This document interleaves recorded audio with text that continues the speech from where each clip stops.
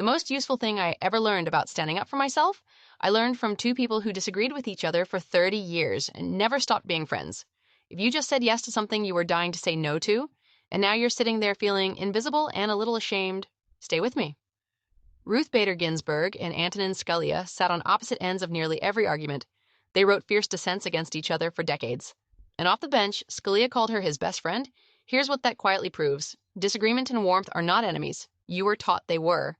You were taught that pushing back cost you the person, so you swallowed the boundary, softened the no, and called it kindness. It wasn't kindness. It was disappearing. The hardest part is the first true sentence. Your chest tightens. Your voice wants to apologize for itself. You're sure they'll pull away. But watch what happens when you say it anyway. Clearly, without flinching, without the apology tacked on the end. The room doesn't break. People don't leave. They lean in. And for the first time in a long time, you stop being the one who isn't really there.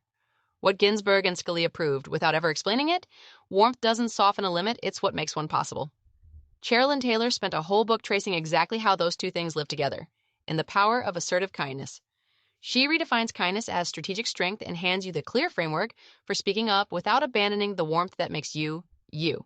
Tag someone who keeps the peace by disappearing from it, because the next room they walk into quiet, they'll walk out of the same way.